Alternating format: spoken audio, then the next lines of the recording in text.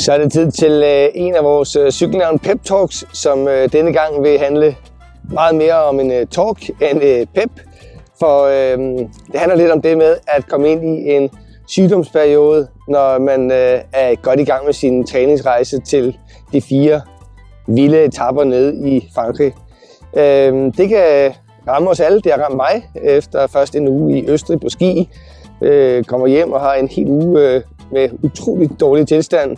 Og bare det at tage tøj på og føle som en bjergetappe, så er der altså ingen cykling på programmet i 2 uger, og så tænker man, så er man sat godt og grundigt tilbage. Og nu tænker man kan også lige snige en træning ind. Det prøvede jeg så i tirsdags, da jeg havde arrangeret Swift-træning med jer, der kører Swift. Og det forlængede bare lige min tid i sengen og også forringede ens tilstand. Så det var dumt gjort, og det kan ikke anbefales. Så selvom vi har et kerneordsprog, der hedder kontinuitet, er vigtigt i rejsen frem mod de 4 etaper i Frankrig, så er realisme altså bare et endnu vigtigere fakta. Så hvis I er syge, tager det seriøst. Alt det, I har sat i banken af træningstimer lige siden oktober, hvor vi startede ud, skal nok få jer godt igennem, hvis I har fulgt de her anbefalede timer og kilometer i vores træningsmanager. Så er 2 uger ikke, eller 1 uge, eller hvad det måtte være, er ikke den største katastrofe.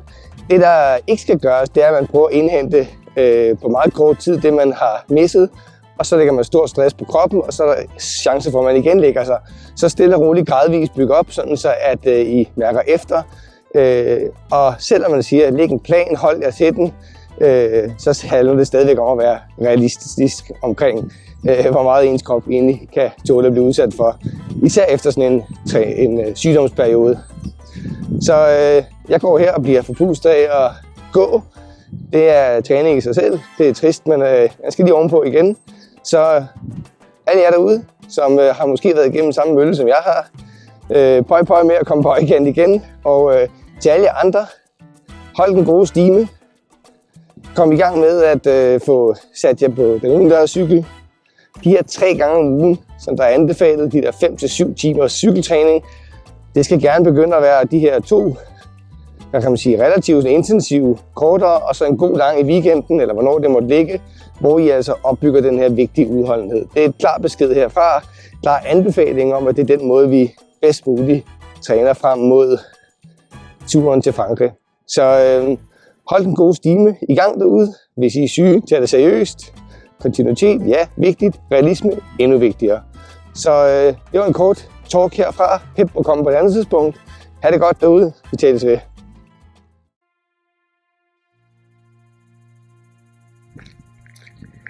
Den sidste ting her i vores talk er en lille reminder på de ting, som vi egentlig også har sendt ud omkring styrketræning og det positive bidrag til ens position og power på cyklen. Det er at få indarbejdet noget styrketræning, og det er som sagt ikke fordi man skal til at gå ned i træningscenter 4-5 gange om ugen. Det kan også godt etableres ved at lave de her gulvøvelser, som vi også har præsenteret. Men en ting er at præsentere dem og sende noget på mail.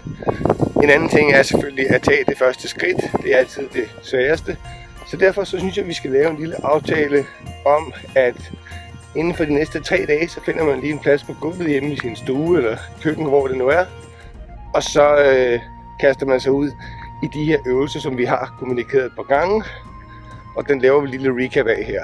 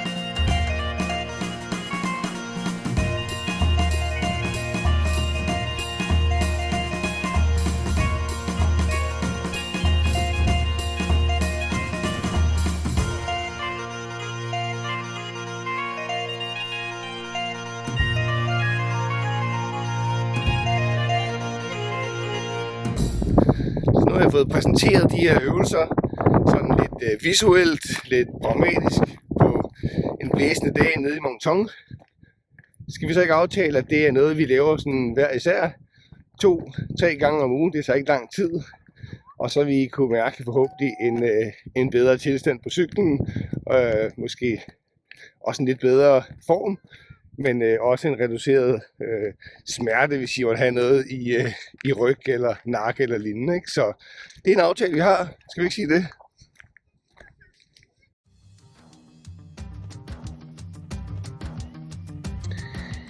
En anden vigtig ting lige at få kommunikeret, det er det, som I måske har lagt mærke til i videoerne fra Dennis Ritter, når han kommenterer på de 4 etaper og de udvalgte stigninger.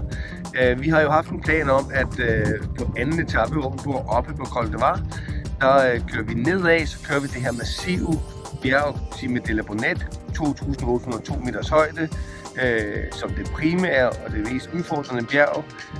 Så kører man ned, og så kunne man køre enten op til Oron, hvor vi bor, det vil sige 7 km op ad en stigning, eller man kunne køre 12 km ud gennem dalen, komme til Isola, køre Isola 2000 stigningen, køre ned og tilbage til Oron, og så var det en ret voldsom og udfordrende etape. Det synes vi simpelthen er en for stor mundfuld, efter vi har været nede og rekognoscere i Frankrig, og set, at den her kørsel tilbage fra Isola hen til foden af Oron, det er rent faktisk en 12 km stigning med de der 3-4%, inden man skal op til, hvor vi skal overnatte. Det bliver for voldsomt, så vi har egentlig reshufflet lidt på etape 2 og 3, sådan så at starten på etape 3 bliver, at vi kører hen og tager Isola 2000, hvis man har evnerne og overskuddet og lysten til det.